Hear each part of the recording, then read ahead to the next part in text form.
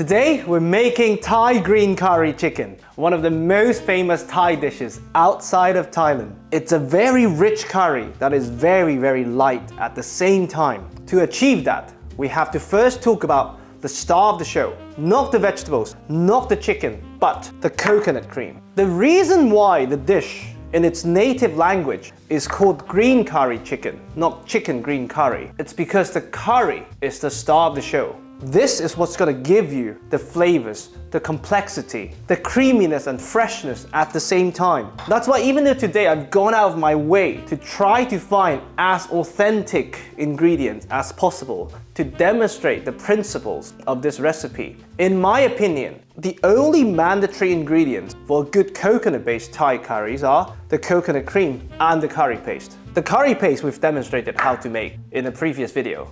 You can also use store-bought. The coconut cream you could buy from most Asian supermarkets or online nowadays. This will be our source of oil, our thickener, our flavor bomb, 3-in-1. So, on that note, let's do it. Here we have our cold pan and we add most of our coconut cream. And we start to bring in some heat. The objective of the exercise here is first, with heat, we evaporate the water content of the coconut cream or the thick coconut milk. Then, and more importantly, we're trying to split the fat from the coconut cream with the solids, sauteing the solids in the process to build flavors. The process is very similar to making a roux if you've ever done one before. And if you're doing it for the first time, I highly encourage that you use a whisk. This is Cassie's Panda whisk. It's a way more fail-proof method than using a wooden spoon or a spatula. So simply whisk to avoid the bottom from catching.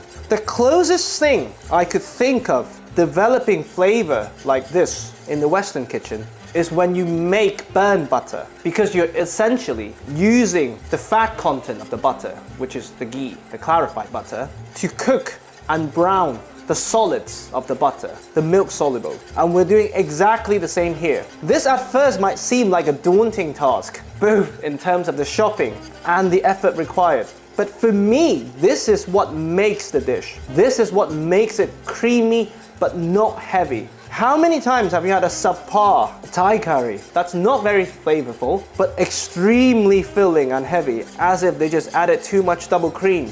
That's most likely because they skipped this step. So please, if you're making it for the first time, give this a try. I promise this will be worth it. And of course, you do this at the pace that you're comfortable with. So in the beginning, when there's still a lot of liquid, you could use high heat or medium-high heat. But once you feel a thicker consistency, reduce the heat to medium, moderate to avoid the bottom from catching. This is the majority of your active cooking. Once you've cooked the curry paste in this, the rest of the process is closer to making a soup than a stew.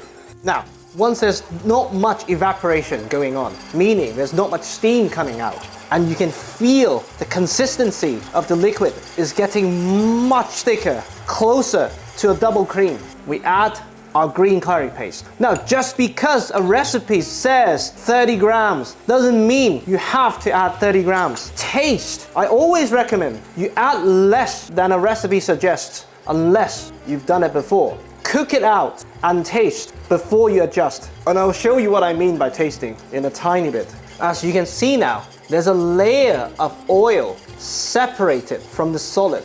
And that's what I meant by the coconut cream splitting. Now, we are in essence sweating the solids from the coconut milk and the curry paste in the natural coconut oil, evaporating their water contents and concentrating their flavors. By the way, the green in green curry comes from the choice of the fresh chili used, not as a description of what the finished product should look like. So don't sweat over the color of the finished product. It shouldn't be as green as a parsley. Now, once the mixture has deepened in color and you can see the sizzling is getting stronger, you know you're ready. So now is the time to taste and adjust. So how do we do it? Well, not by tasting this directly, because that would tell you absolutely nothing in terms of spiciness. Of course it's going to be spicy. But the best way to do it is by diluting a teaspoon of this, similar to the level of dilution you would expect from a curry, which from experience is always around 10 to 1. So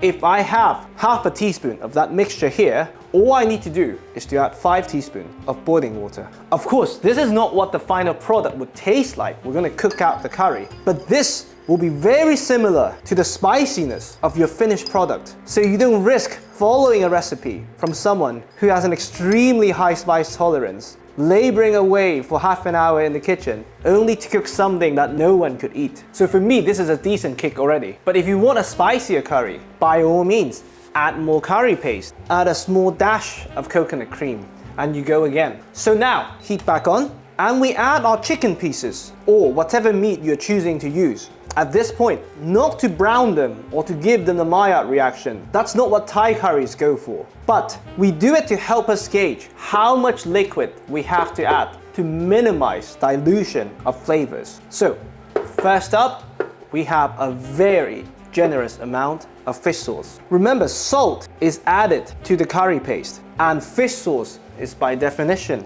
extremely salty. So I would normally recommend not salting anything and only adjust at the very end if you feel the dish needs a bit more salt. Today we're using boneless and skinless chicken thighs because they're way more forgiving when it comes to cooking under high heat. And skinless because fat is flavor, and we want the predominant flavor of the dish to be the coconut fat, not animal fat. Now, traditionally at this point, you would add some palm sugar to balance the meal. I personally like to skip this step, but if you've never done it before, try both and see what you like. Now, all we have to do is to cover this with some light coconut milk.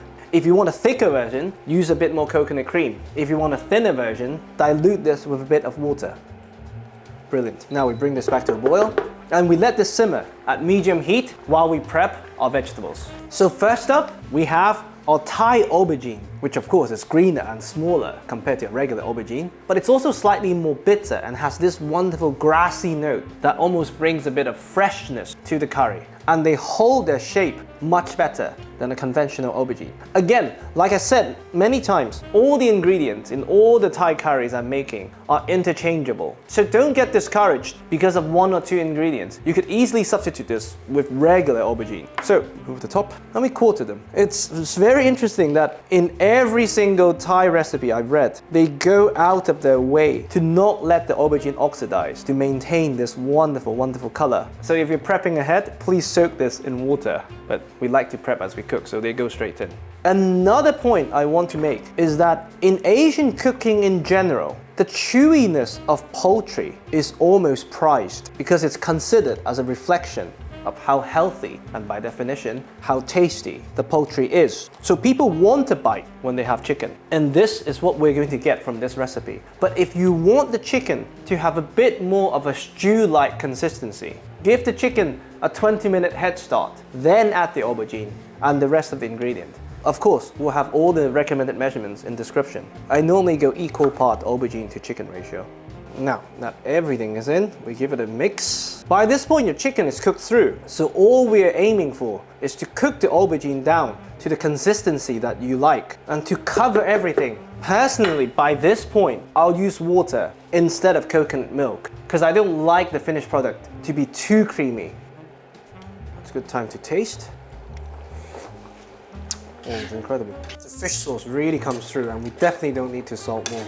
So once the aubergine has started to soften, but the skin side is still really keeping the bite, that's when I like to add the pea aubergine, also known as turkey berries. And these are really there, in my opinion, to A, provide a contrasting texture, and B, to act as a palate cleanser with the bitterness and that earthy taste. So they go in whole. This is an acquired taste outside of Thailand, by the way. So before you add them, add one to a bit of boiling water. Give it a couple of minutes, taste to see if you like it.